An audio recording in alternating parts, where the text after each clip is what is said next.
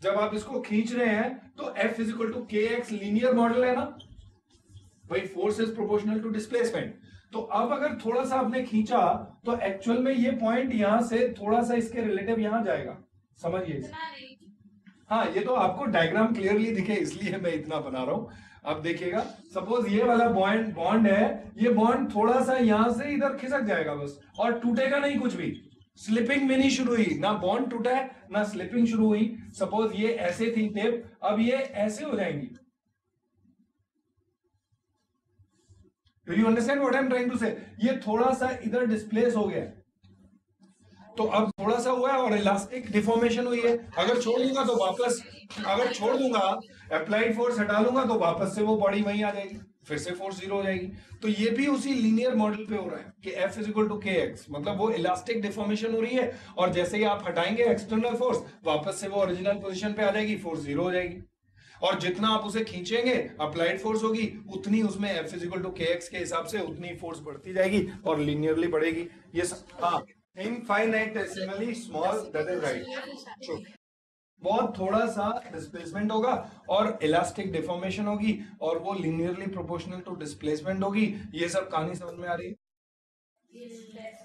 इस सब कहानी के पीछे एक बहुत बड़ा राज है कि मैं इतनी बारीकी में ये क्यों दिमाग में स्ट्रेस कर रहा हूं कि जब स्टैटिक फ्रिक्शन लग रहा है तो वहां पे हमारा माइक्रो लेवल पे जो डिफॉर्मेशंस हो रही हैं और उनकी वजह से फ्रिक्शन अपने आप को एडजस्ट कर पा रहा है और इंक्रीज कर पा रहा है, डिक्रीज कर पा रहा है, that is due to the elastic क्या, इलास्टिक डिफॉर्मेशन। टेम्पररी है वो, अगर आप उस फोर्स को हटा लेंगे फिर वापस से वो ओरिजिनल शेप में आ जाएगा।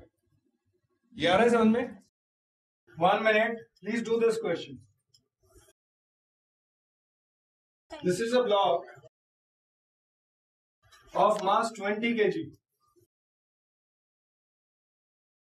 सुरभि, ये बहुत ही चैम्प क्वेश्चन है, हाँ, तो लेट मी सी कौन करेगा। अच्छा क्वेश्चन है, 20 kg and 40 kg।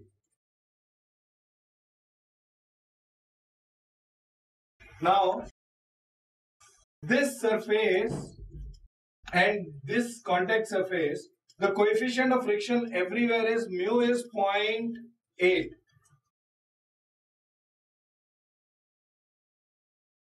They are in contact. Please listen to every word very carefully. Both the bodies are rigid. Are you getting it, Survi?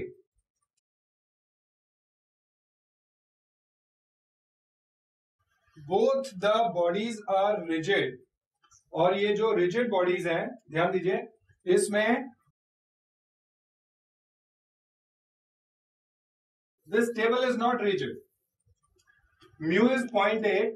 You have to tell me if I apply a force of 10 Newton on this block, you have to tell me what is the friction force here, what is the friction force here, what is the contact force here. Mayank, मैं आपके लिए थोड़ा और easy करता हूं इसको, तो थोड़ा आपको और चमकेगा ये। मैं इस ब्लॉक को, आइडेंटिकल 2 ब्लॉक्स हैं, अब थोड़ा आपको इजीली चमकेगा। सब लोग प्लीज पे अटेंशन।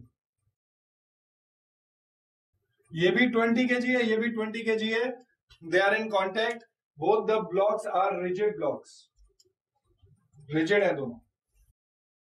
मेरे आंसर पर फिर भी फर्क नहीं पड़ेगा जिस तरह से मैंने किया। हाँ हाँ, आप सोच लीजिए। ओ सॉरी सर, एक सेकंड सर, मैंने कैलकुलेशन गलती कर दी। तो मैंने 2 kg ले लिया सर। थोड़ी देर में फर्क पड़ेगा। ठीक है सर, आ गया। आया? किस किस को आया? वही सेम बोल रहा है, वही सेम है। मूव तो नहीं करेगा सर, मूव नहीं करेगा, नहीं करेगा, मूव नहीं करेगा तो कॉन्टैक्ट फोर्स नहीं होगा। कॉन्टैक्ट फोर्स नहीं होगा, सिर्फ फर्स्ट वाले में 10 न्यूटन फोर्स लग रहा है, फ्रिक्शन फोर्स। अच्छा अच्छा, अब सबका यही आंसर है ना? ध्यान से सुनिएगा, both the blocks are rigid and they are in contact. Sir, the surface that it is. No, it is not sir, rigid, sir. Table may not be rigid. I am silent about the table. I am just saying both the bodies are rigid and they are in contact. पीछे तो देगा। Rigid है ना? भाई सुनिए, ध्यान से सुनिए। अच्छा, अब मैं इसी क्वेश्चन को अगर हल्का सा चेंज करूंगा तो अब आपके सबके व्यूज चेंज हो जाएंगे। अब अगर मैं बोलूं ये एक 40 kg का ब्लॉक है, 40 kg का रिजिड ब्लॉक है, अब आप क्या बोलेंगे, फ्रिक्शन सिर्फ इतने पार्ट में लग रही है या इतने में लग रही है या पूरे में लग रही है? ये भी 10 न्यूटन लगेगा, इक्वली डिस्ट्रीब्यूटेड।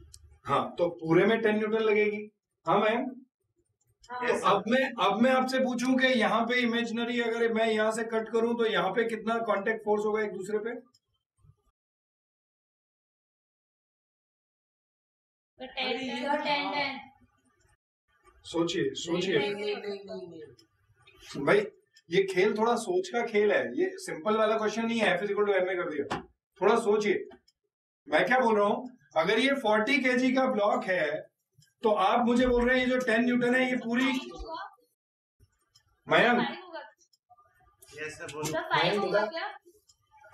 हाँ, तो यहाँ पे 5 और यहाँ पे 5, मतलब एक तरह से माना जाए तो अगर मैं यहाँ पे पूछूं कांटेक्ट फोर्स कितनी है तो ये 5 होगी और ये भी 5 होगा और ये भी 5 होगा। मयंक ये ठीक है या नहीं है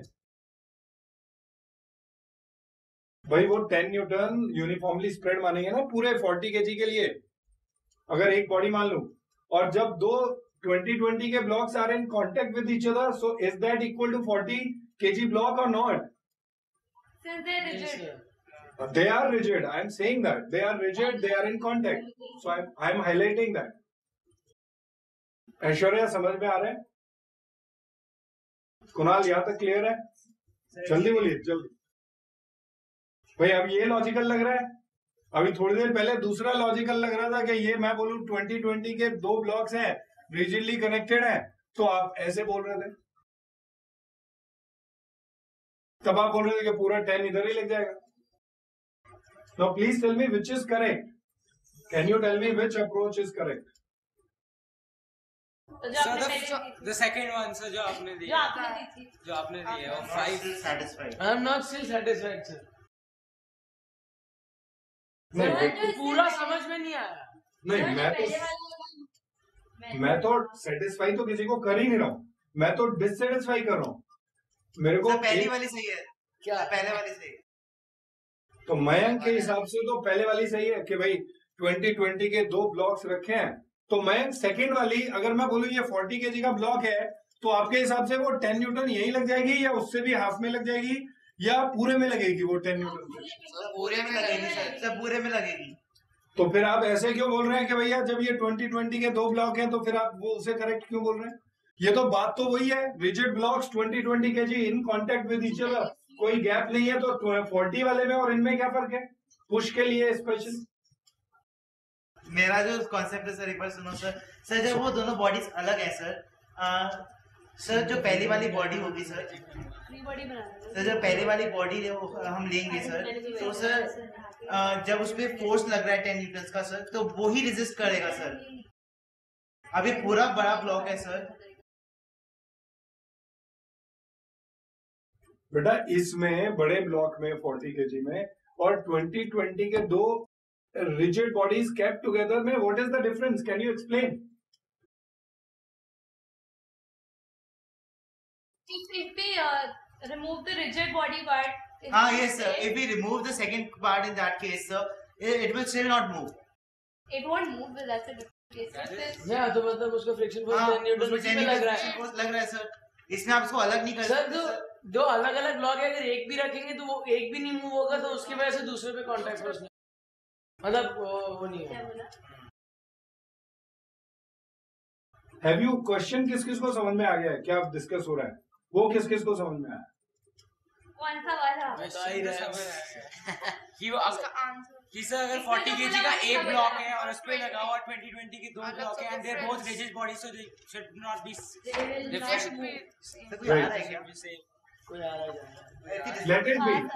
मैम कोई आए या ना आए, आप लोग मुझे अगर हम उसे रिजिड बॉडी का नाम दें और फिर बोलेंगे टू ब्लॉक्स, या if there are two blocks then and if there are 20-20 kg two blocks, if there is a 40 kg one block, what is the difference? फर्क क्या है सर? फर्क ये आ रहा है सर कि उस टाइम सर, फिर तो ये जो आप चीज बता रहे हो सर, उसके हिसाब से तो सर पहले वाले में ही लगना चाहिए। हाँ तो पर हमारा वाला concept sir, I will not disagree to my concept also sir. Okay मैंने बोला था कि 10 न्यूटन पूरे में लगेगा। now let me come to this. So coincidentally, I've done a 6 months course in IIT Delhi on friction. So ये जो फंडा है वहां से originate हो रहा है. So वो जो the things that I've learned in 6 months, obviously I should want to give it after a little discussion. So now please accept that. Please understand the mechanism of friction. And friction is a very intricate topic. It's not an easy topic. You will at your 11th, 12th level standard, the concepts, the things that are there, they are very easy and very simple, straight gray areas में जाते नहीं. But the moment you cross that 11th, 12th level, you will need these concepts. So please थोड़ा सा patience. Please see this. The mechanism is this. How does friction act? Please see this. If I make a micro level diagram of the surfaces. तो ये आपने बताया था. नहीं. अरे भाई, that was for 1 minute. If I ever draw any such diagram, and even if I want to tell you 1 minute, something else in life, you will always say, oh, ये तो बताया था. The moment you see the diagram, very good. So the moment you see any such diagram in IIT, also assume that it is the same story. Now, very good, very good. I am impressed. Now, please pay attention. I have told you there is a thing called flowing action. I have told you there is a thing called cold wells. And I explained to you what is the reason why static friction is a little higher than kinetic friction. These things I have already. Now let's understand the mechanism of static friction. During the case when static friction is acting, what is happening? The upper body is rigid. What do we mean by rigid body? If we apply any deformation force on it, it will not get deformed at all. Yes, sir. One, the distance between any 2 points on the rigid body will remain always the same. So if this point is 1, this point is 2, the distance between 1 and 2 will always remain the same. So if I try to push it, please tell me, will this upper body things, will these peaks, crests and troughs, will they get deformed at all? No, sir. No, sir. Not at all. But the lower surface will get deformed like a spring, elastic deformation. Are you understanding? And in elastic deformation, within the elastic range, you have stress is proportional to strain, right? For a spring, we will learn this, F is equal to Kx. Have we done spring at all? Yes. So, Yes, sir, sir. to an extent. F We is have equal to kx we have done. वो तो क्या है? देखो. this. Is the lower surface, the elastic nature of the lower surface. The lower surface is not rigid. I didn't say that is rigid. So now this peak will get deformed like this. And this will get deformed like this crest. So this point will move this way, this point will move this way. So there will be a displacement of all these points, little. And this peak will be like this. So the lower surface will deform. Are you getting what I am trying to say? And that deformation will be elastic or not? Yes, Yes, sir. Sir, so the lower body is Try not to maintain rigid. its shape. No, no. No. So it's Lower not- body, when I leave, when I remove this force, what will be the, again, will the lower surface again come back? So what will be the force again? 0. Are you clear? So this deformation is elastic in nature. Stress is proportional to strain. So the more I'll exert force, the more friction force is exerted. So now you understood why applied force is equal to friction force in case of static friction. We had drawn this graph, no? Yes, sir. Yes, sir. You remember this? This was friction force, this was applied force, and and this angle was 45 degrees. applied force Sir, was actually, we do not mark the distance between the two paths. So there's a break between the graphs. So because we do not. no, know the there is distance no between- break. There is no break. There is a little decrement. There is a little decrease in the kinetic friction compared to the static friction here. The decrease is there. Sir, Break nahi. When I read in a book, it said that we do not know the nature what Huh, happens of the between- graph. Yeah, between Yes, sir. this. So that is why we break the graph. We I agree. like it dotted line. I agree. This is a little debatable zone. Right. Are you clear?